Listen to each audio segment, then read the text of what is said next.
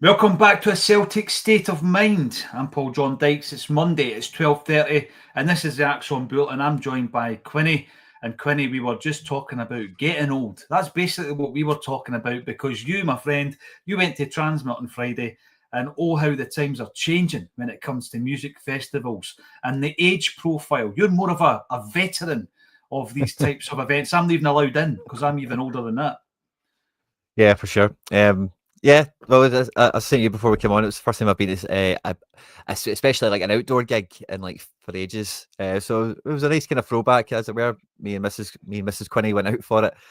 Yeah, it was a good time at the weekend. But yeah, you kind of notice, you go through your life thinking that you never really age or you never really become that adult that you used to look up to when you were younger, if you know what I mean. There's always older people than you or whatever. And then you show up at things like that, and that's when you're like, "Oh no, it's happened to me." I'm one of those older Absolutely. ones. There's so many of Yeah. these realizations, and everybody wants to know, did you see the self-confessed Celtic fan on stage, 50 Cent? Aye. Yeah, I was there for 50, yeah, and that was Good quite good. man. He made a mention to the first time he came to Glasgow. It was actually my first ever gig, and he said it was in 2003. So I was doing the maths. I was like, "Oh, I must have been like 15 when that happened." So that was quite a nice kind of wee kind of life moment, as it were. Not life moment, but it's the first gig I'd been to, and then he was quite happy to be back, and he mentioned it and all that. So yeah, it was good fun. Did like a big encore as well, by the way. Well, the set was pretty good, but then because I was with my missus and a few other people and all that, and then he was like, right, da, da, da, da, da, and he leaves, and then you get him back out for the encore, and then all that. Right, we're going to go to the toilet, then get ready to leave. And I'm like, what are you doing? It's the encore. This is the part where you push through that, because he's just back for a little bit, but the encore went on for a fair length of time. Sorry, I actually forgot we were on there for a minute because it's just totally went off, Tune if went off, that. went off on a rail there. But yeah, it was great fun. I had a great time and certainly realizing my age with it. Absolutely, but you do that in many walks of life. Going to the football's a wee bit like that as well. I remember being one of the young spuds on the Celtic supporter buses. I'd be driving the bus now. You know what I mean? I'd be the guy with the bonnet Yeah. looking for and selling cheese sandwiches. Right, we're going to be talking all things Celtic today. Quinny was at Transmit. Anybody else there on the weekend? Let us know your experience. I, of course, covered the game on Saturday. It was great to be back from a wee break away. And I want to know, before we get into the Yang business, which is basically the story that we're leading with today, I want you to tell me what your thoughts have been so far in the 3 pre-season games, all the caveats in the world, all the footnotes. We know the bounce games. We know one of them ordinarily would even have been filmed, never mind reported on. But we've played 3 games, Quinny. What has been the learning points for you so far? I've missed a wee bit of the Portugal action. I've just managed to catch like the highlights, the goals or whatever, because the weather's been braw as well over the weekend. So it's been out the house for the whole part. And the Portuguese games kicked off a bit earlier than I'd kind of expected. They kind of caught me off guard, as it were. But I quite like the first 2 games in terms of what we see from the youth players trying to get a bit of a shot into Yeah. it, which was good crack. And Amura seems to have hit the ground running, which is always a bit of a positive. But I think it is pre-season, so that, like, the good, the bad, and the ugly, you just kind of need to forget about it one match at a time almost until you get to the more serious part of pre-season. So yeah, I'm not really too up on what happened over the weekend necessarily, but seeing the way that the squad slowly kind of coming back together, and with the transfers we've got going outward potentially as well, the squad does start to feel thin quickly, doesn't it? With Us. the options we've got, and it's kind of a good way, I suppose, because Brendan made mention of this last year that to give youth players a chance, there has to be space for them. It's kind of maybe a wee bit too much space for them right now. Them getting set up for a Champions League and campaign and to go and try and reclaim or regain a treble. Yeah, it's been fun to see the team come together so far, but no major headlines, I don't think, yet. Well, what I've got here from the 3 games is the 2 points are the 2 points that you've made already. First one being Inamura, and we'll talk a wee bit more about him when we're covering Greg Taylor's departure. The interesting thing with Inamura's 2 45-minute appearances is the fact that it seems to have taken Brendan Rodgers by surprise, and we were discussing this in the wider group over the weekend, Quinny, in relation to that shouldn't really be the case. Now, I know we could sit here and we could strip away what we do in recruitment. You're going to have 2 sides of the argument here, and I don't think that it's as simple as that. You're going to have people saying, look at the business we do. We bring in players low, we sell them high. That's the model, and we do it well. You have other ones who might say, well, we're going to be talking about a player in Yang who was part of that 2023-24 summer transfer window, which was an omni-shambles. And I'll run through that very briefly when we're on the Yang thing. But it does worry me a wee bit, Quinny, when we bring a player in and you're thinking to yourself, okay, so obviously we know all about, mainly due to the influx of Japanese players over the last few years, we know how this works. We know that a lot of Japanese players by the age of 21 haven't had the same kind of level of senior football, haven't had the minutes in their legs. We get all that, the university process, etc. But this was a player that was coming in and was more, I'm not saying he was written off, but the way that Brendan was talking to the press in relation to Inamura before he made an appearance versus how he's been talking about him after the games, it would lead you to believe that Brendan's never clapped eyes on this player. Now, I don't expect Brendan Rodgers to jump on a plane and go to Japan and watch him, right? I know that's not realistic, but it was almost as if the player's already here before Brendan gets a chance to look at him or even make a judgment on him. That's a bit of a concern for me. How do you feel about it? I know it's a 250 grand player. It's a tiny drop in the ocean. I get all that side of it. But how many other players are coming in? Because, listen, we're seeing guys leaving who Brendan never rated for day one. So they were a more expensive version of Inamura. Novroshki, 4.3. Lagerbielke, 3 mil. So it is a concern for me. It's a concern that, I'm not throwing the toys at the pram. I'm not bedwetting and all that kind of stuff yet, Quinny. There's plenty of time in this window. That's the one thing, though, that's a bit of a red flag for me.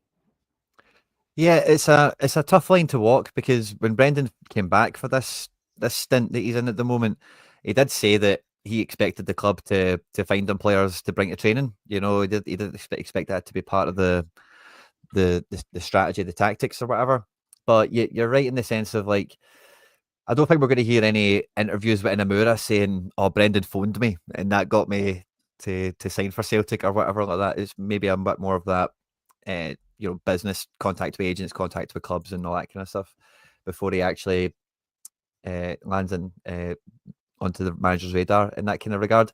But there will still be players in this window, I think, where you will hear that when they sign. That Brent, I could tell the manager really wanted me, or I had a meeting with the manager. Because we've heard that before with some of the key players. And like I mentioned before, I do think that there's definitely going to be a kind of staged approach in this window, because I think Negren has been an absolute get out of jail free card for Celtic, because he's been a high quality player we've been able to bring in very quickly, very, very cheaply.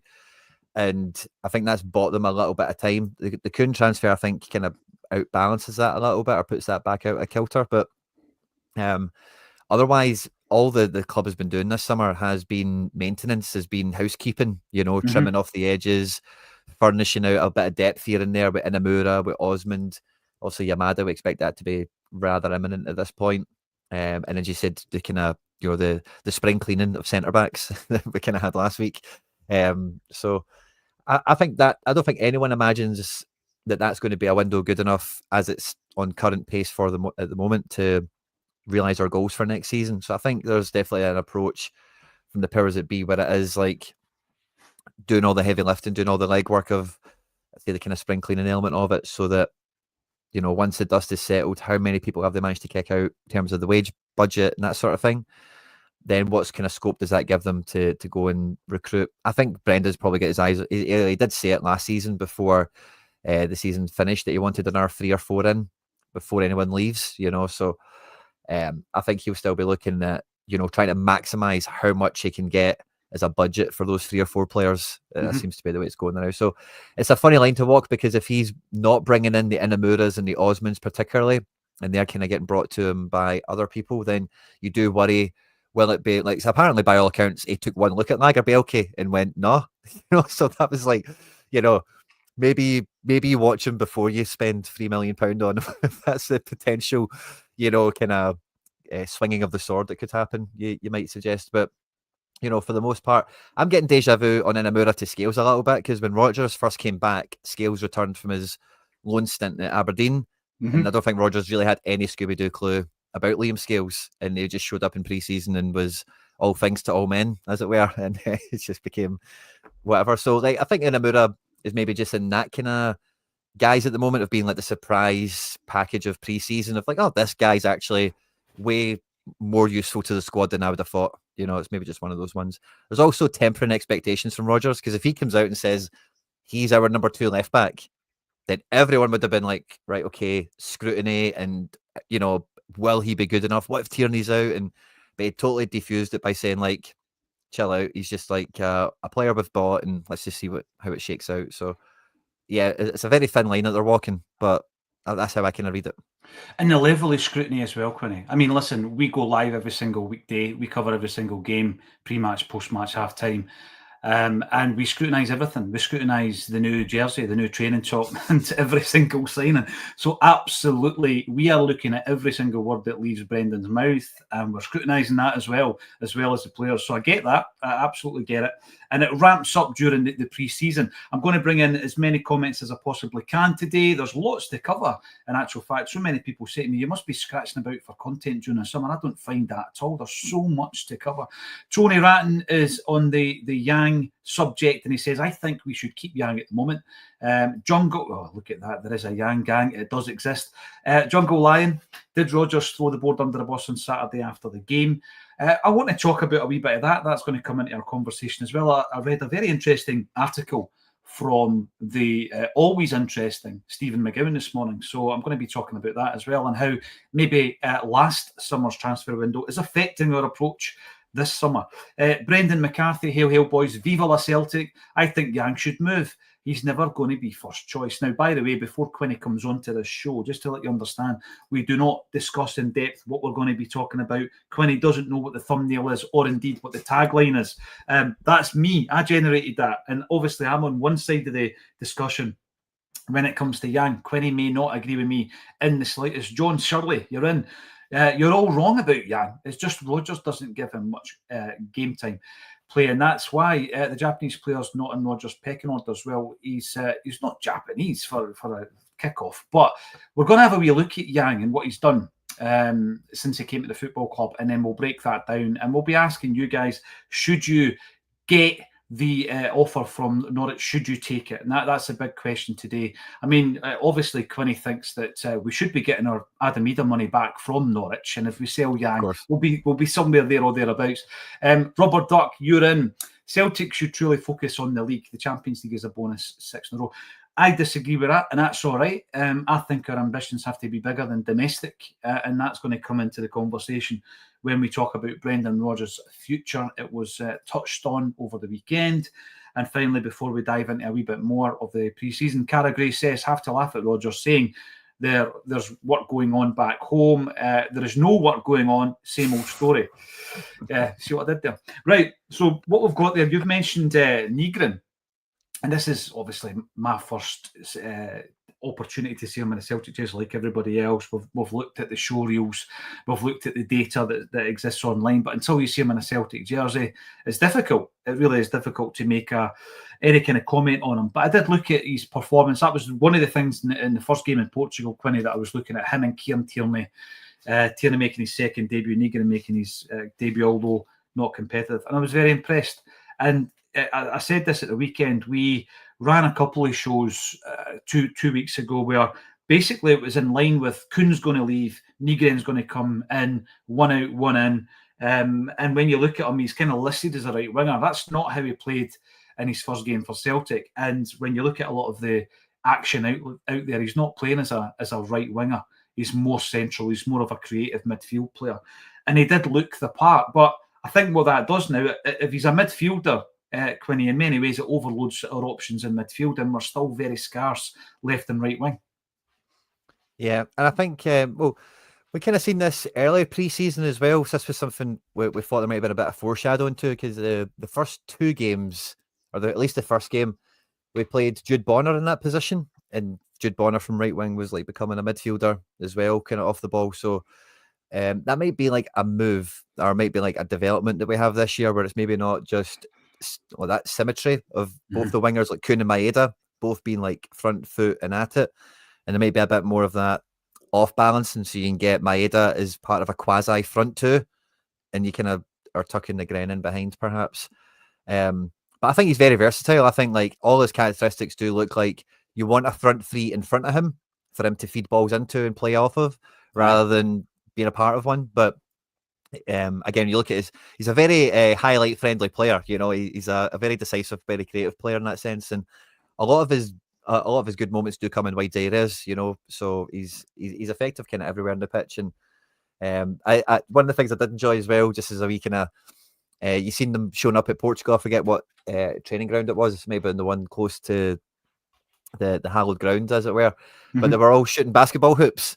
And the Gren was like, the Gren nailed it. The Gren was doing better, just as good as like, Trusty or whatever.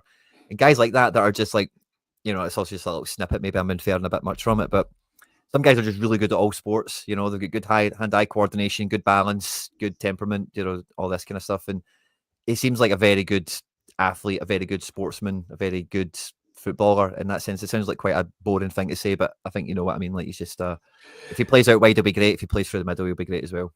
No, I know exactly what you mean. There's certain people, and we were all at school with these guys who just managed to do just about anything sporty, you know. Whereas, for example, I struggle to stay above the surface when I'm in a swimming pool. I could play football. Bizarrely enough, rugby. I could play rugby. Didn't have the build for it, didn't have the strength for it, but I enjoyed it as well. But I didn't come from a rugby playing school, of course. Hockey, that was a difficult one. And tennis, I have no coordination when it comes to tennis. But there are certain people, like you say, Quinn, who just they're able to just turn their hand to it. And it's the same in music, you know. My brother's like that. He can play bass, he can play acoustic, he can play drums. And, you know, I'm on the triangle or the maracas. That's as musical as it gets for me. I think also going into these games, regardless of the level of opponent, that they're going to be scrutinised. The players are going to be scrutinised. And the three guys for me that really are still in that, on a lot of people are on the fence with them, are Trusty, Engels and Ida. And we're going to come back into that conversation when we're talking about that report from Steve McGowan, because there were the big signings last summer, Quinny, and I was kind of coming into this transfer window thinking, right, same again, another three guys of that ilk, right? Now, people might think, no, you don't do that. They've been a waste of money. Look at Nygren, 1.7 a snit, and I get all that as well. But these three guys, we're moving into the realms of no excuses now. Right, because we heard all the excuses about no pre-season, joining the camp late, Ida obviously, you know, missing flights to Norwich games and all this kind of stuff. Absolutely no excuses are going to be accepted now for these three guys, is there? No, it's definitely, you know, proof needs to start to show itself in the pudding for some of these guys next year. And it's not that they weren't fine last year, but I think overall that is the kind of, like every Celtic fan would probably accept, you know, they contributed well without being like clearly the best player in the team, they're clearly the best defender, or however you want to think of it. And it's definitely, that's one thing for Trusty and Engels, especially because they've played like every preseason game so far, where I think there is a real expectation that you see either Trusty just kind of level up in terms of centre back, you know, just being a bit more composed, maybe positional a bit better, maybe taking a few more advanced passes a bit better. And with Engels, like I was saying, I may have been in the group chat with you guys, or might have been somewhere else, but this year, like Engels needs to add something to his game. Like he was a fine midfielder, did everything quite okay, contributed well in moments, as we know, played some big performances in some of the bigger matches in Europe. But we want to see something get added to his game, and maybe Ida, we just want to see more balls hit the back of the net, sort of thing. But yeah, a year of like progression of development for those three in particular will probably do Rodgers a lot of good as well, because there was a widely accepted feeling that in January, because we overspent on Ida and Engels, the purse strings were a bit tighter in January, because it was like, you've spent your budget already, Brendan. You took the January money and spent it in the summer because you really wanted these guys. Or, you know, there's this kind of feeling that was the kind of vibe going around, you know, and that's why the Jota Kyogo thing maybe became like, convenient. We could get Jota back as a happening of circumstance.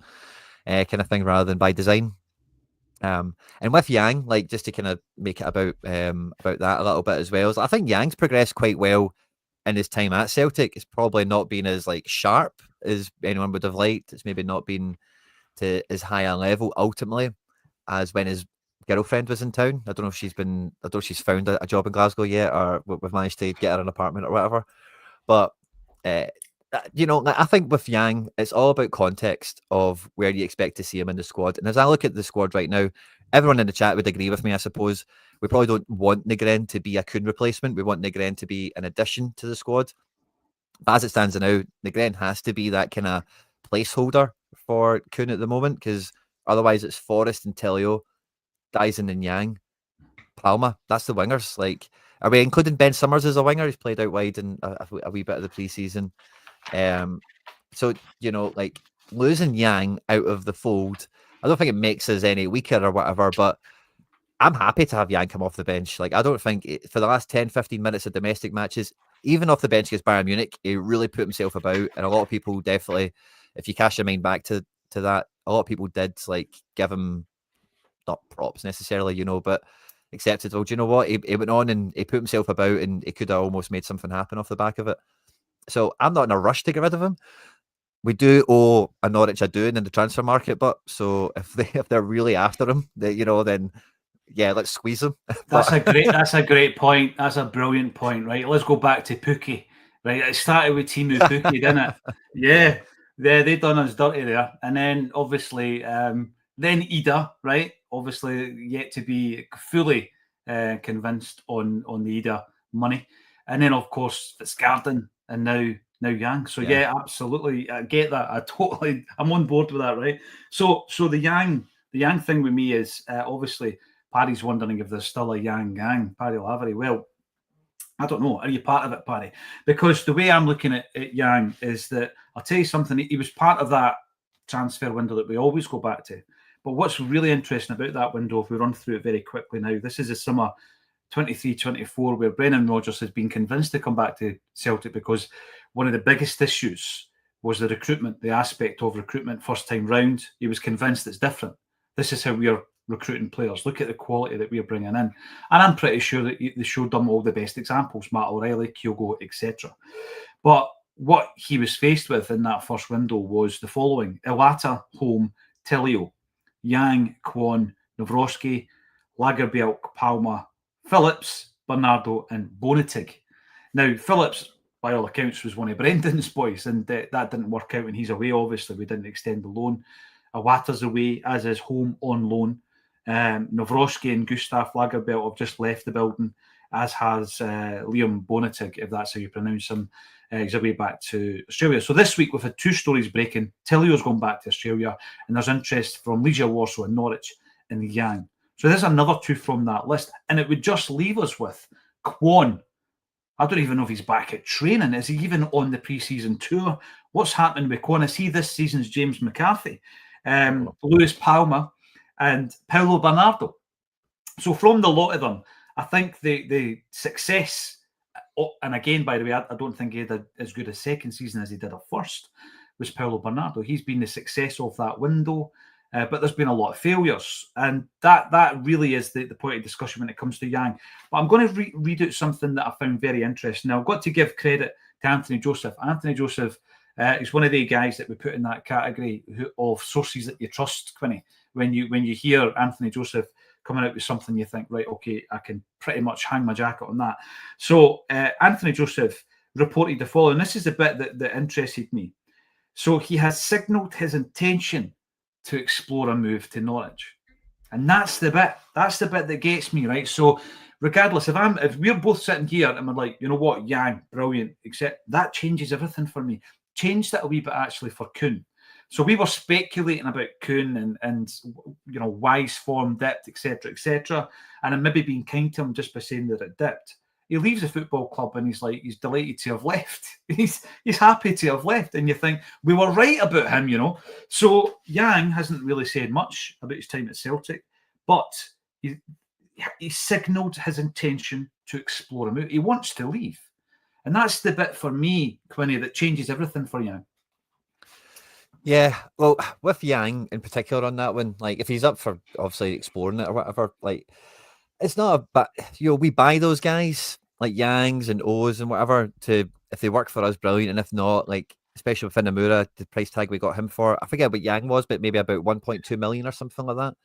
The idea is, you know, they become stock for the transfer market. So like if you make money on Yang, there's no way that Norwich will pay him any less than what we're paying him, because we signed him from Korea. We're probably, giving him a nice wee pay bump, moving him into Europe. But if he moves to Norwich, you'll probably 4 or 5x his money just to be a squad player.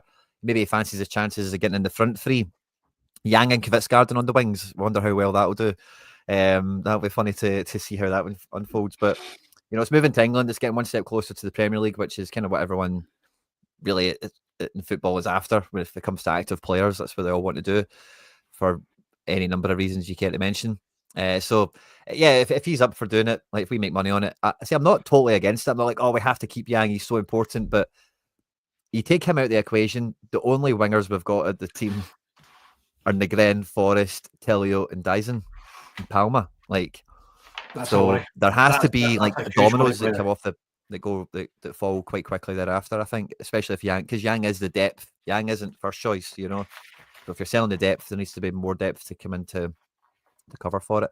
Like Bernardo, the chat's going off about Bernardo for some reason. I don't know if we're linked to selling him. I don't know why we would be, but Bernardo's a great like first or second midfielder off the bench, like, in terms of quality and the level he offers. If you do need to start him in most matches, it's not really a problem. But that's the sort of guy you want on your bench, is someone like Bernardo. Yang isn't a million miles away off being that kind of level of a guy off the bench for us for 10, 15 minutes of a match. You could start him in some matches, but so I'm not in a rush to get rid of him. But equally, if there's money coming for him and you want, I'm not like, oh, we have to keep him, like. It does open up another discussion about where it leaves us, though. And before we get into that, another story from Anthony Joseph was that Marco Tillio could be on the move as well. We've seen him getting more football than he's ever played for Celtic in one half in the last game there. And I was urging him. I wanted him to do well. I don't think that he's had a really, an easy time at Celtic. He's not had an easy ride, Quinny. And obviously he's gone back to Australia, not just for football reasons, but for family reasons as well. And he was the one player that I was kind of at halftime saying to Liam during the game, keep him on. Just keep him on. Because it was almost as if every time he got the ball, there was a nervousness. He wasn't playing his natural game. He wanted to do something to impress the gaffer. The gaffer's on the same side of the park as him, came over, spoke to him, spoke in his ear a few times. And I just didn't think he got into the flow. And that flow that I'm talking about is the flow that he's in when he's playing in Australia. So you look at Marco Tillio, he's only 23-year-old. And like you say, he's a right winger. We paid 1.5 for him 2 years ago now, July 2023. And when you look at what he's done in 2 years for Celtic, he's made 2 competitive appearances, totaling 28 minutes. That's nothing, right? That's our Zani levels. But when he goes to Melbourne City, in his various appearances at Melbourne City, he's got 50 goals and assists from the wing in 107 games. So just on that raw data, Quinny, he's a Melbourne City player. That's where he's comfortable. That's where he's found his rhythm and he's happy. And sometimes you're a good fit to the club. Sometimes you're a good fit in the league or the climate, whatever it is. But he's found a club that there's a fit there.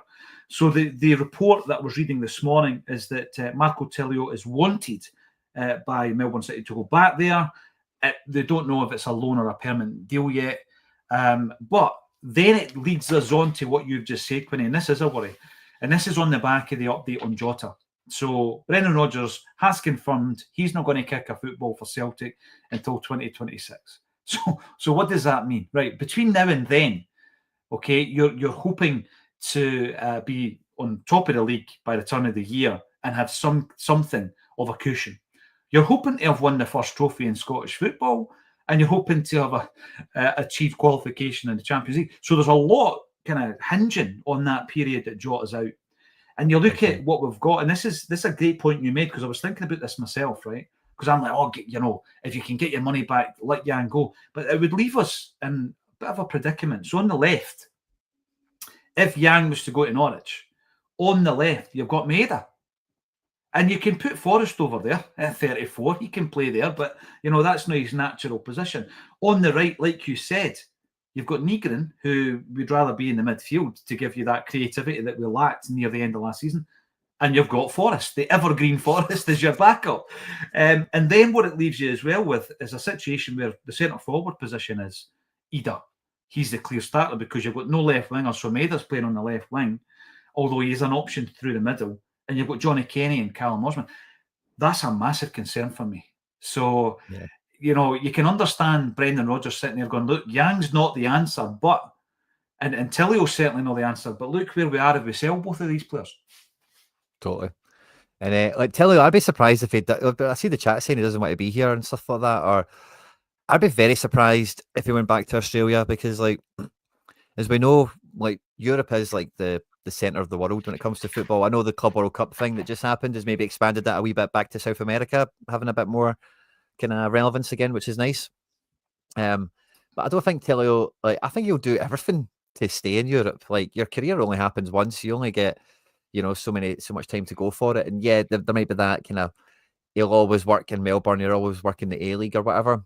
But, you know, players always want to shoot their shot and always want to try and get as far as they can. And if he doesn't think maybe the fit or the opportunities here, I'd be surprised if he just took the first flight back to Melbourne again and just went back there. I know he had some personal difficulties and whatever that's kind of in the background of all this. But yeah, see, all things being equal, like, Iwata could have went back to Japan, but went to Birmingham City in League One at the time just to stay here. Kobayashi went to the second division in Portugal just to stay in Europe rather than going back to Japan, you know. So does that mean it's maybe, you know, a loan or something? I don't know, but I don't know why people think that he's not desperate to break through for us. Like, it's literally like the golden ticket to your life is being a Celtic player, you know, for most of these players we're signing. You know, it's the biggest thing that's ever happened to them. It's maybe the biggest thing that will never happen to them.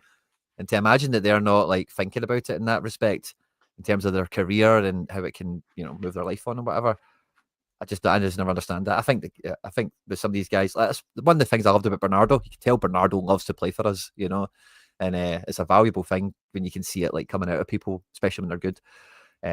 So yeah, we'll see how it shakes out with Tillio. I don't think he's got a place in the squad, but like you say, the wings are super thin. Someone said to me, you can't say only Quinny and then list 6 people, but 2 of the people I listed was Palma and Tillio, who we think, and three would have been Yang, you know. So there's 3 guys that you're expecting to walk out the door, and one of them, as you say, is Nygren, who we all want to see in midfield, or we all think should play midfield. So there's only actually 2 wingers there that you'd be happy to play with. So it means there needs to be a lot of business happening.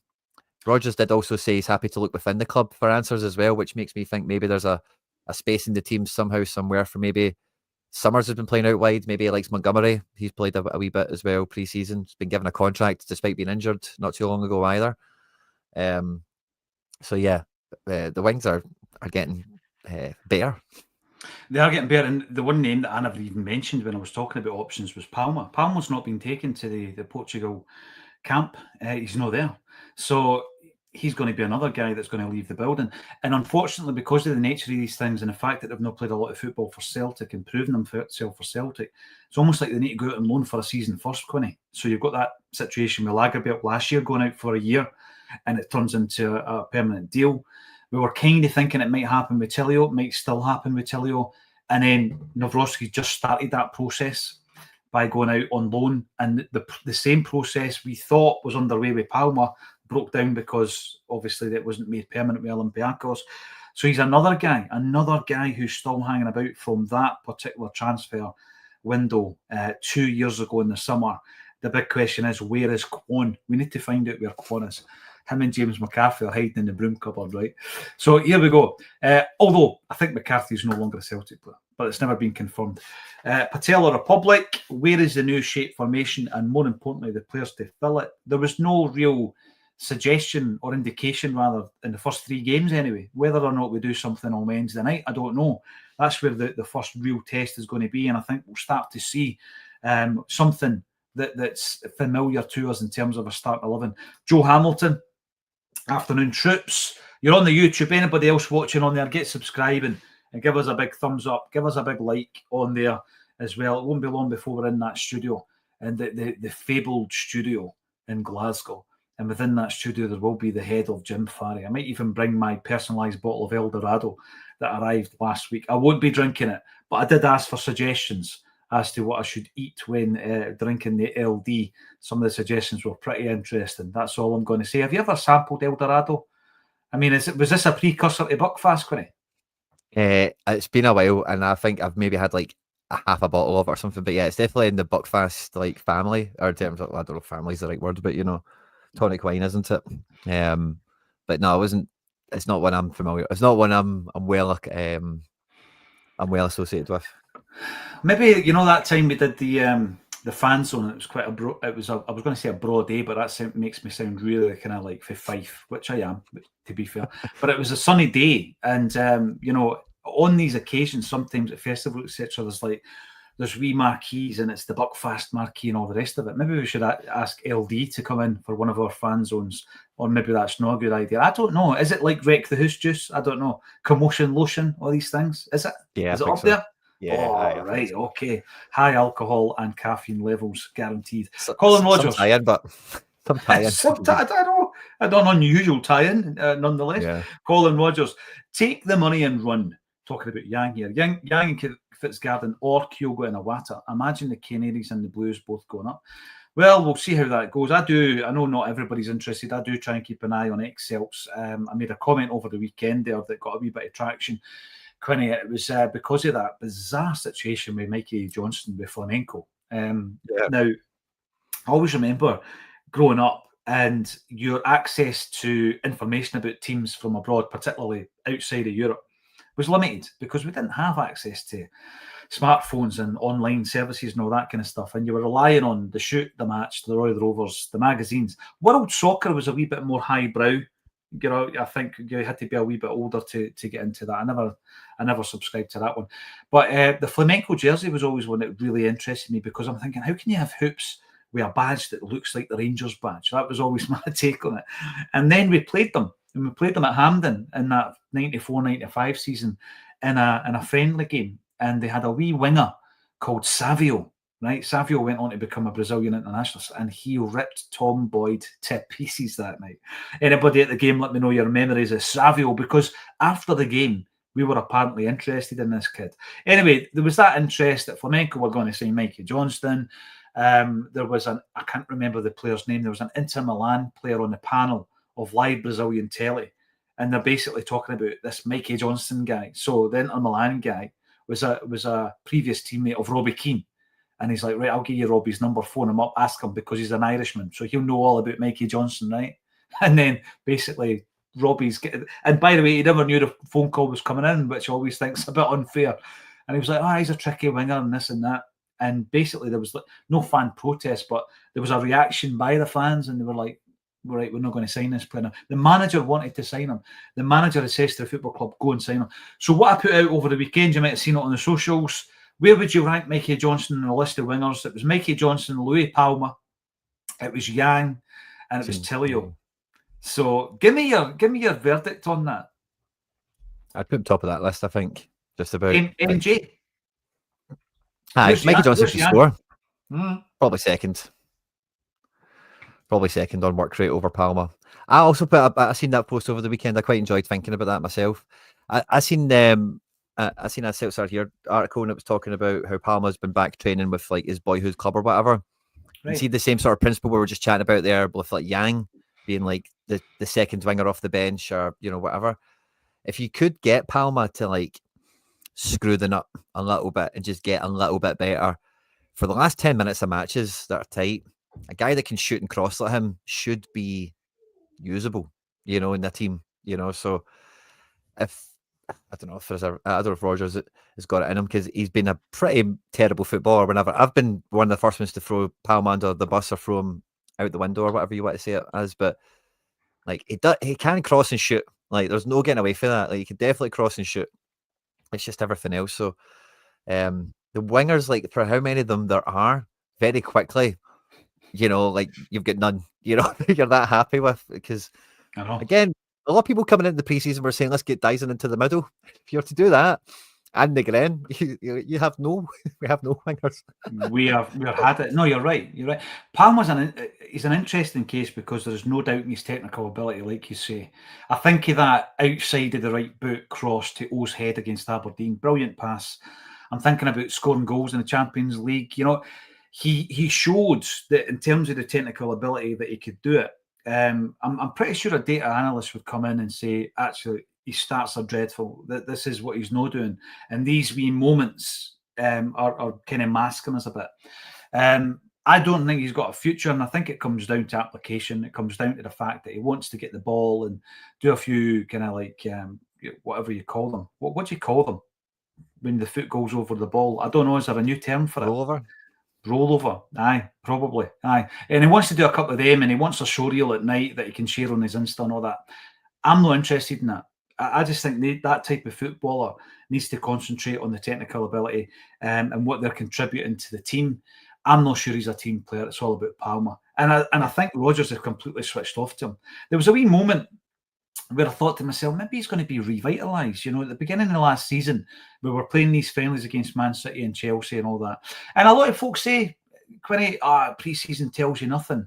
I don't 100% subscribe to that, because what I would say there is you've got players who have turned the manager's head in pre-season fairly recently.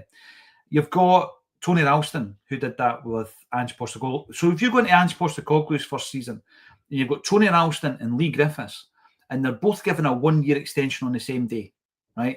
Now, of those two players, if you were to put money on it, you're putting your money on Griffiths to be a success.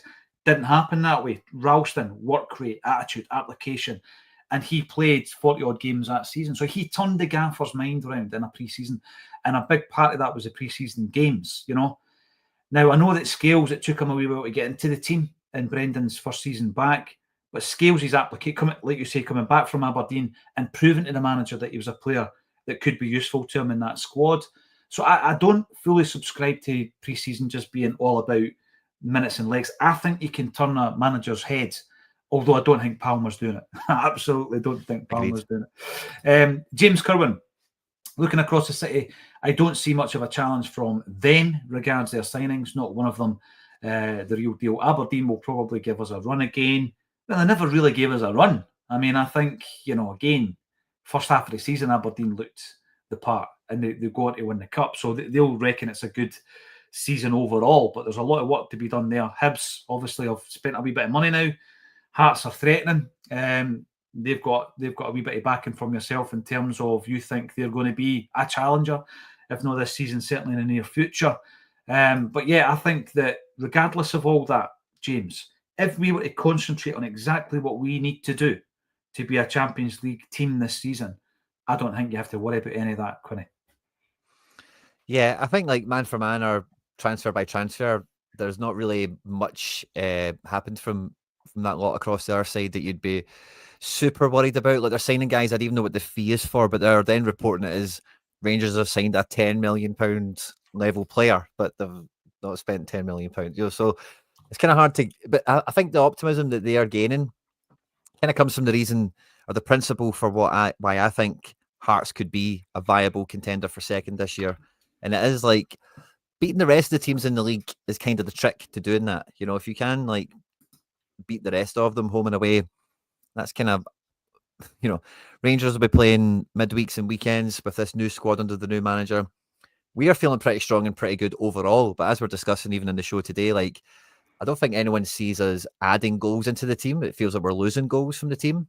So although I would still make us favourites to win the league, and I'm sure we will, it's not going to be as easy as it sits right now without further reinforcements. So it's one of those ones where, the gap is pretty big, but it's one of those ones where, like, if we don't fill the gaps out or whatever, all Rangers really need to do, because they're head-to-head against us last year, they wouldn't have been too upset with it. If anything, I dare say they were probably quite happy with their head-to-head with us last year.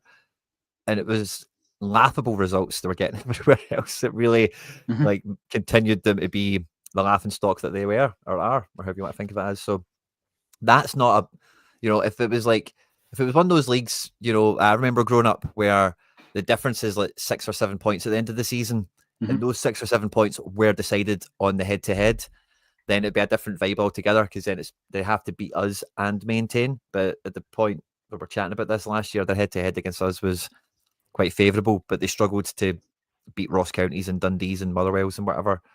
So it's one of those ones where I'm not too worried about what's going on over there, but I think it's one of those ones where they could really turn into like quite a nippy wee team quite quickly.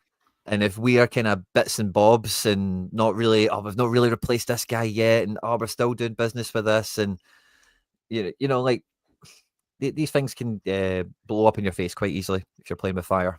That's the way it feels like.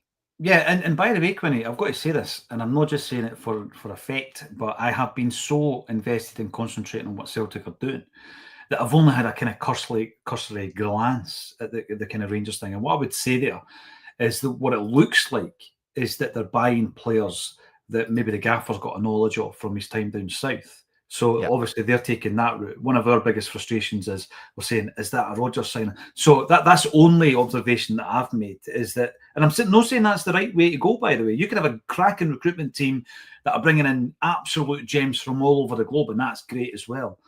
But I don't think that our recruitment team's proved that we can do that yet. And that's my only concern. And that's why the Brendan Rodgers seal of approval, I think, is really, really important. Before I jump on to the next subject, which is Brendan Rodgers and some comments that were made over the weekend, Tony Watt, there's going to be a time where maybe my wee guy looks at Celtic history books or old programmes lying about this studio and says, whatever happened to him? That guy that scored against Barcelona. Tony Watt's only 31. He's only 31, and he is a man of many clubs. Let's list these clubs, Quinny, because I know you're a friend of Tony's, right? So you've made content and stuff like that with him. So his route, his football route, I'll tell you what, by the end of his career, he'll certainly look back on it and say, hey, that was all right. You know what I mean? I mean, listen, I think there's kind of two trains of thought. I think if you come to a point in your career, like, I'm just going to enjoy this. I'm going to see if some countries and I'm going to make a few quid. That's all right, by the way, Quinny. That's fine if that's a decision you make. What about this? So he just signed for Partick Thistle, who, of course, the head coach is the one and only Mark Wilson, Willow. Here's his list of these teams. Airdrie United, Celtic, Lierse, Standard Liège, Charlton Athletic, Cardiff City, Blackburn Rovers, Heart of Midlothian, Leuven, St Johnstone, CSKA Sofia, almost said Moscow, Motherwell, Dundee United, St Mirren, a second spell at Motherwell, and now Partick Thistle. One cap for Scotland. Oh, the best, Tony. Aye, that was a fun transfer to see go through. Partick Thistle's a good club to do well at as well. He's looking to get shooting boots back on, Big Tony, and good kind of team to go into. He also did well at Dundee United in the Championship the year before, or 2 years ago, or whatever it was. So a level I think he'll be quite effective at. I sent him a message when I seen the news. He's pretty buzzing about it as well. He's quite hopeful he can do well. I think it's a 2-year contract they've gave him. Mm-hmm. So yeah, it's a cool move to see. And yeah, he's one of these funny players where, in terms of Celtic history, like he's like unavoidably like painted right into the middle of it, for this century certainly anyway. And yeah, like we're chatting about quite often. I know you made this point probably even in the group chat when it came through as well, but football is a job for a lot of guys. It's not like this mad glory seeking, like I've got to win the Ballon d'Or thing. Like for a lot of people that is work, and we're mentioning Tilio there and these other guys like want to make it to Europe for all the reasons: money, glory, career progression, whatever. And like Tony said, a well traveled and well storied. Tony's got some great stories around football. He's got some great opinions and insight on football. I know he's not everyone's cup of tea in some regard. If you check out his social media, he's got some funny fight backs on some stuff now and again. But yeah, it's a good move for him. I say Partick Thistle's a great club to do well at, I think, for somebody like Tony. Yeah, I mean, it reminds me a wee bit, not in style or whatever, but in terms of like where he's been in his career. Like Killian Sheridan's had that kind of level of movement, isn't it? Yeah. Those clubs, some of the clubs are the same. He's played with St Johnstone, CSKA Sofia, Motherwell, Celtic. But I mean, the fact that he's moved about so much, Sheridan, I've just looked there, he's now at Brecon City, scoring goals for Brecon City. So well played, Killian Sheridan. So there you go. That's what's happened to Tony Watt. Comments over the weekend, Brendan Rodgers' his future. It's obviously been a hot topic of conversation all the way through this pre-season. And he confirms that he's had talks with Dermot Desmond over a new deal, but we're no further forward. And he just keeps saying, years a long time, hedging his bets. Is he kind of sitting there thinking, is the club going to show the same ambition as me? Because if going back to that comment earlier on, Quinny, if the club's ambition is domestic, I don't think that fits with Brendan's ambition. No, I would agree with that. But at the end, it's one of these ones where you can't really have one without the other. If the club's ambition is to domestically dominate, we will be in Champions League reckoning, like that is, the club can't pull us out of it or whatever, so it's one of those ones where, you can't really have one without the other. I was saying this in the chat as well the other day, like, I just don't see why Rodgers would have came back if this was the plan, like, just to come in and do this 3 years, the post-Ange clean-up crew, and kind of set us on our way to hopefully another kind of run of titles or whatever. Doesn't feel like the sort of thing you come back for to repair a legacy around, necessarily. I'm not too sure he's really done that in a roundabout way, if depending on how you want to think of it. And again, I think thinking about football as a job and a career, Brendan Rodgers will never have the job security at any other club in the world that he has here. Like, fact, he won't have the level of control that I'm sure he has at Celtic at any other club in the world. And yeah, for all intents and purposes, I don't see why only this contract would have been like the plan from the initial outset. And I hear people kind of saying like, oh, everyone knows Brendan's not going to sign, that's why the transfers are like this or whatever. I think it's kind of maybe a bit of posturing from Brendan on negotiating, because he obviously got some assurances last time to come back. And I think he's maybe just needing those same assurances or some sort of other clause or something, some sort of detail maybe just covered off, because I don't think he has any real hesitance. I don't think the money will be the problem. I really don't think the ambition will be much of a problem, because I said, again, if Brendan leaves Celtic, how is he going to get back into the Champions League? In terms, not that that's, again, the be-all and end-all of everything in the world right now, but it's an important thing as a manager, especially an elite-level manager like he wants to see himself as. He probably doesn't fancy going back to the Leicesters and the Brentfords of this world. Probably quite fancies at this stage in his career being the top dog, being the main man, running the team, having this kind of job security like I mentioned. So I can't imagine there being much friction beyond maybe some assurances or some clauses.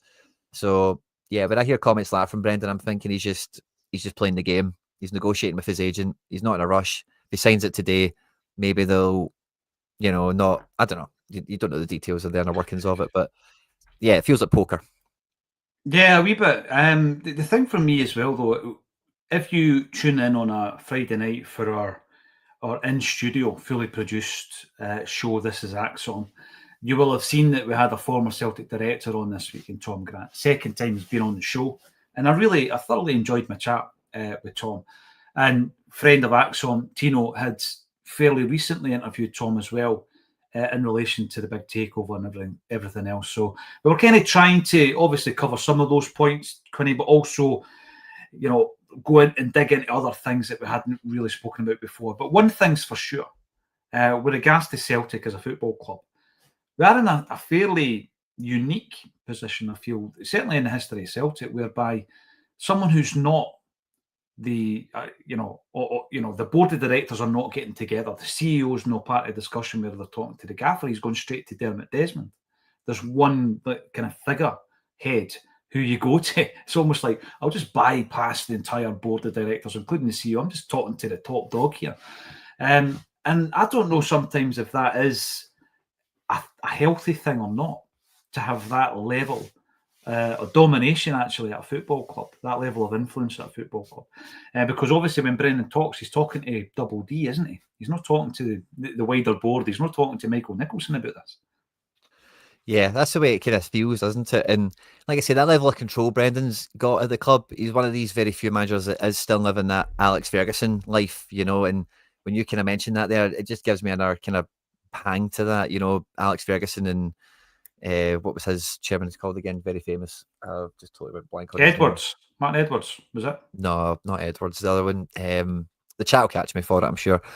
But if it's that type of dynamic and they're really pulling in the same direction together and they've got like a unified vision, I don't really mind it. It does then make it a bit, it's maybe some of the guys, maybe it's just really the hierarchy, isn't it, really? So if Brendan isn't answerable to Tisdale, if he's not answerable to Lowell or, whatever, who cares? As long as they're still doing their job and they're not getting in each other's way and there's not like a problem with that, then yeah, see, I'm not too bothered about it. I don't think it has to be a problem, but as long as everyone's on side with it, I suppose, isn't it? Yeah, and I think there's members of that board who are quite happy to almost be just there, rather than actually being in and about big. Let Brendan do it. Big positions. Aye, let them do it. Basically, I do get that impression with a lot of the the board members, and I don't think that's a good thing. I think that's where I've got an issue where there's people in that boardroom who I want to say have probably overstayed their welcome, because if you've been in a boardroom, and this is one of the questions I asked Tom Grant on Friday, for 20 years, have you been in that boardroom for 20 years? What are you bringing to the table? Because Tom Allison and Brian Wilson have been in the Celtic boardroom for a combined total of over 40 years. I don't think that's healthy. I think there comes a point where you need a refresh. You need some new ideas. You need some new diversity within that boardroom. Creativity, entrepreneurial flair. I think you need to, everybody in that boardroom has to actually be bringing something to the boardroom table.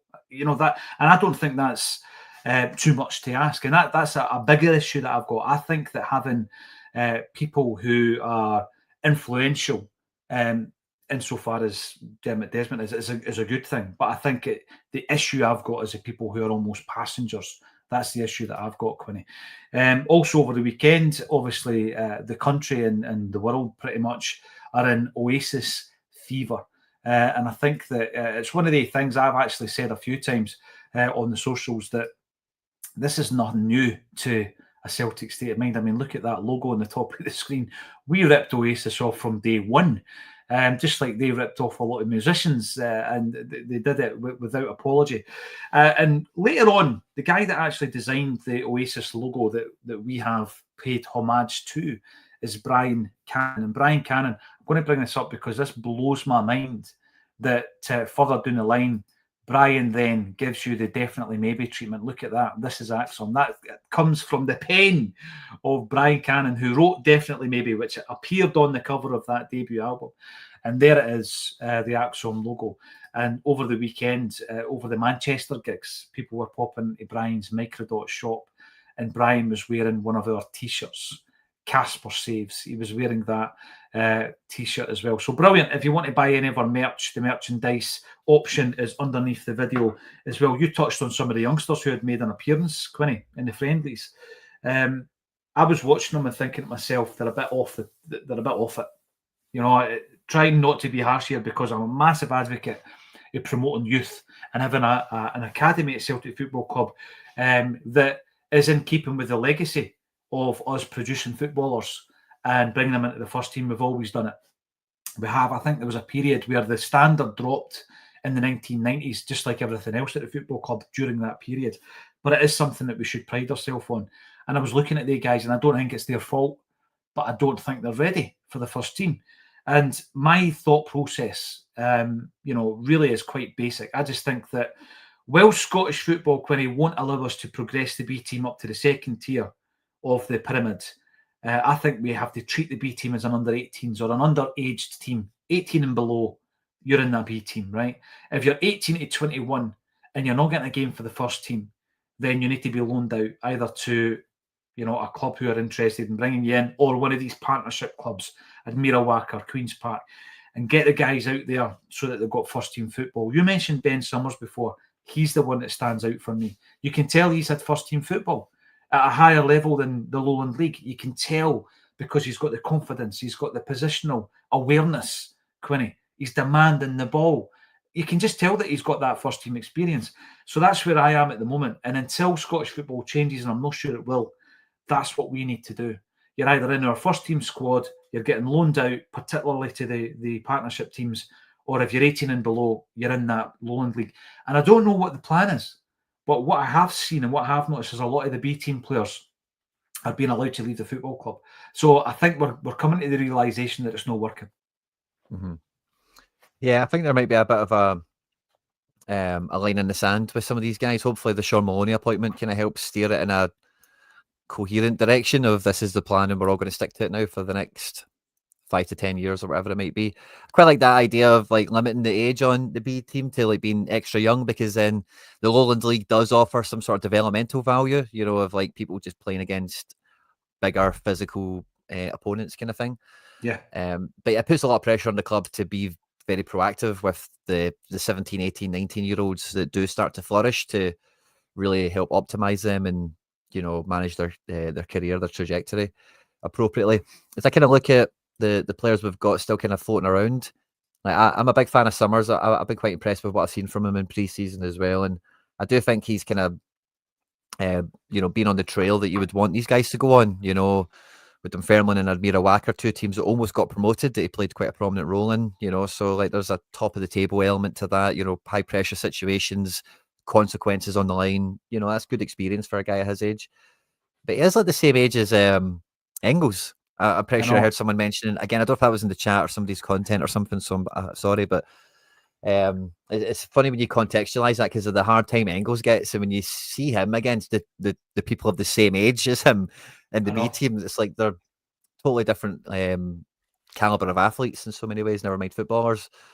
But I like Summers, I like Turley, I like McArdle. Donovan got the goal, obviously. I've been kind of quietly optimistic about him, much as you can about a right back. And I don't think between Frame and Montgomery, none of them has really done anything to, I don't know. I see Montgomery got a new contract recently enough when he was injured. So internally, he might be fancied the same way that Murray has been throughout this time. So maybe they just kind of fold into the 22nd and 23rd spot in the squad or whatever, But yeah, I would like to see, like, we know Bonner's already away play for Scott Brown this year, but the boys like Donovan, who's got Scotland caps, Turley has got Northern Ireland caps, McArdle, they should go and get their Summers experience, that he's had. Like, go play for Admira Wacker, Dunfermline, Ayr, Queen's Park or something. Because against Queen's Park, that was the real kind of test for me seeing them. So I've seen those guys play Youth Champions League football, and that's the first time me seeing them playing against like Scottish Championship level, which is a bit of a difference. And it didn't really look that far off it, but they didn't look above it either. Like they didn't like stand out like, oh yeah, they're too good for that. Maybe Welsh did a little bit for what that's worth. But yeah, I would like to see those guys getting managed or optimized a little bit better. I'd like to see Summers staying around the squad through pre-season as well. See if he alongside, or can he do that bit of the scales thing that we're mentioning in Amura's maybe done throughout this pre-season, because he does have some good miles on the clock already, Summers, and if we do need another guy for the bench to come on and be effective, he's as good a shout as anyone right now, I think. He's the one that's impressed me, absolutely no doubt about it. And this also impresses me. Look at that. Right. There's a t-shirt. Casper Saves comments about Scottish Cup final. Come on, I've heard them all. Casper Saves, there you go. That's a Microdot collaboration that we've done with Brian Cannon, who was the man behind all the 1990s Oasis and Verve at work. This is Acsom. This is Brian McClare, and the link is underneath the video. Can I just say, by the way, it's a Monday afternoon, right? A Monday afternoon. The sun has gone. The rain is teeming down outside. It's pre-season, Quinny. Yet, I'm looking right now, 1886. That's how many people are tuning in live across all the different platforms. That's sensational, Quinny, in the great scheme of things, isn't it? That's unbelievable, that amount of traction on a live stream. Yeah, great fun. And yeah, maybe we're all inside because of the rain now after the weekend, perhaps. But yeah, 1886, 2 more viewers, that'll be some number. I know, for sure. I know. What are you doing to me? 1886, thanks every single one of you. If you haven't done so already, give us a big subscribe on the YouTube, thumbs up, follow us on the socials, and come along to one of our events. We've got a phenomenal event coming up, the Scottish film premiere of Ange and the Boss. Yes, he has departed, but let's celebrate him for one more evening at Barra's Art and Design. I'm going to share a special link with you tomorrow where you can come along and watch that free of charge. So there you go. Thanks everybody for getting involved, and thank you to Quinny for joining me on A Celtic State of Mind.